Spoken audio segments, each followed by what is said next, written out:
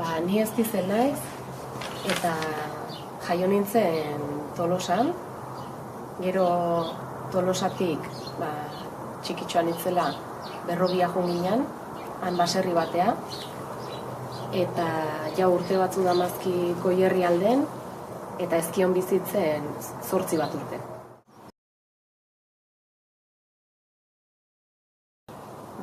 Tolosan bizi nintzelen ere, amonak eta jonak bat zeuzkaten ardi batzuk eta oiok.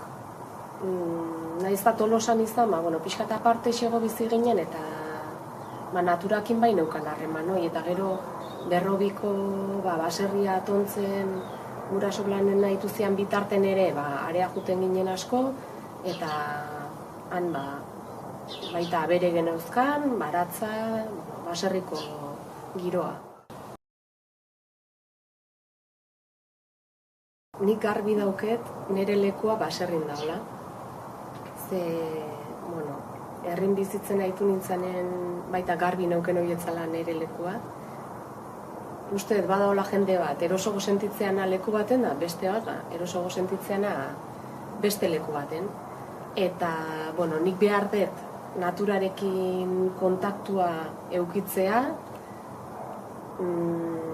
irin sumatzen dut, nolabait itxigo egongo banintz bezala, dana azkarrago dijoa, gainestimulauta bezala sentitzen ez, orduan behar dut, baserrik ematen duen pakea eta pixkat bakardade sentsazioi ere bai.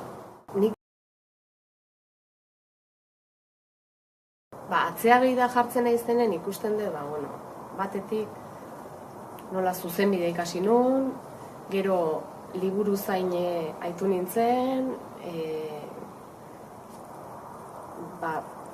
pauso oso ezberdinak ematen jungo banitz bezala, baina guain ikustet puzlean pieza ezberdin batzuk diela, danak bat iteuenak, eta ekarri nahuenak momentu honta. Gauza bakoitzak erakutsi dit zerbait, eta zuzenbideak eta kalen lanite horrek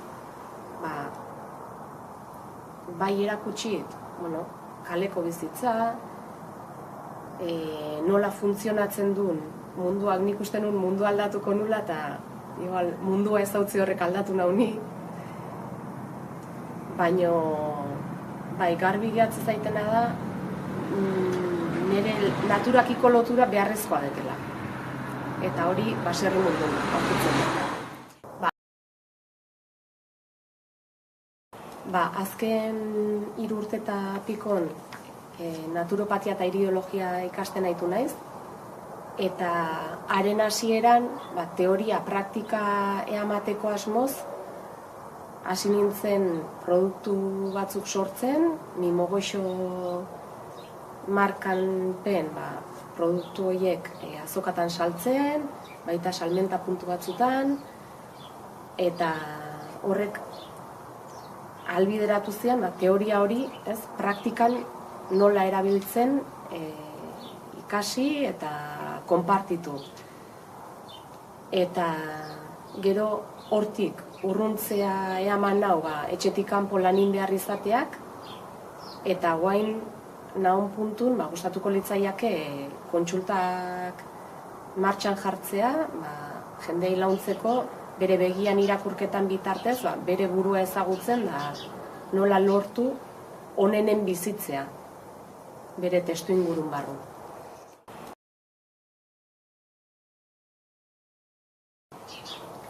Nik ustet bai haidiela emakumek erreferentzia hartzen esparru hortan, ze goatzen ez txikia nintzela junintzan lehenengo sendabelarren ikastaroa gizon batek ematezu.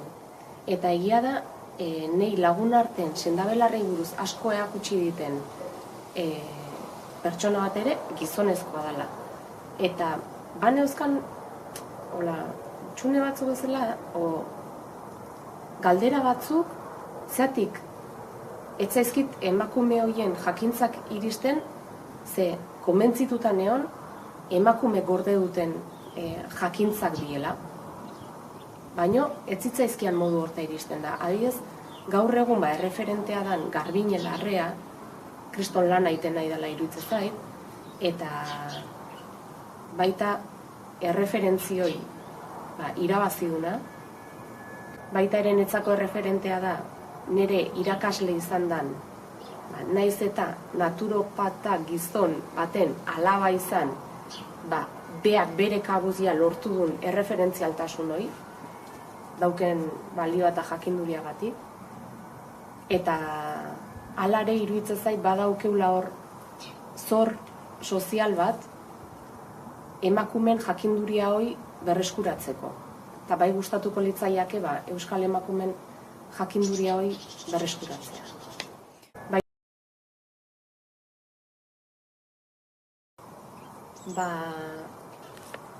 Azokatan eta batek baino gehiok esate ziaten, ez?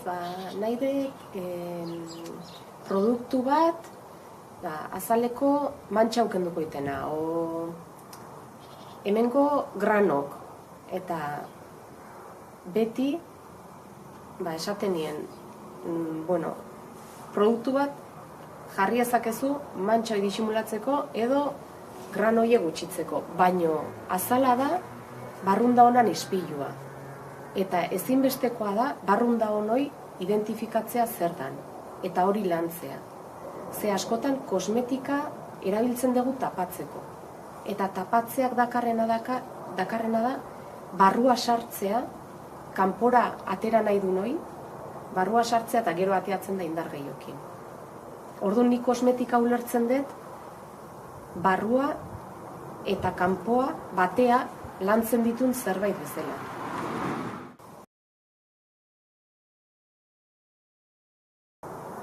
Lehen naturopatian arlon komentatzen duen bezala uste, baserrian munduakin ere, teorian lanketa asko iten nahi dielako, eta publikoki lan asko iten nahi dielako, ari diela emakume batzuk erreferentzialtasuna lortzen, nintzen Beita, Josebe Blanco, eta, maila pertsonalen ere ezagutzen hain naizen emakume baserritarrak, iruditzen zaizkit, kriston erreferentzi potentek. Emakume langilek, umilak, laguntzeko prest, eta iruditzen zait etorkizuna haien esku daola, gure esku daola. Eta dala gutxi irakurtzen nun emakumeik ez baleo baserrin, baserrik ez duekela aurrea jarraituko eta bat iten dut horrekin.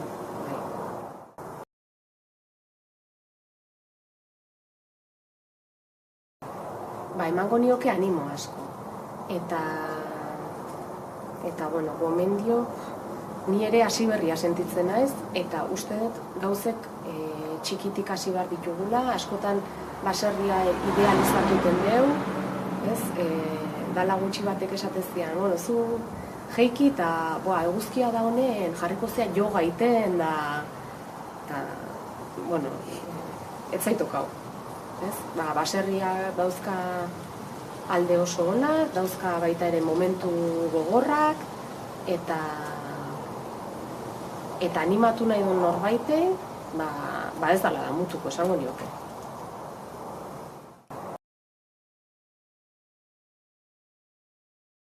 Iruditzen zait, pertsona guztik naturakin bat goazenen osasuntxu gaudela. Orduan, nahiz eta baserrin, irin bizi, naturara gerturatzea osasuntxua dela. Hori ikuspuntu urbano alde batea utzita.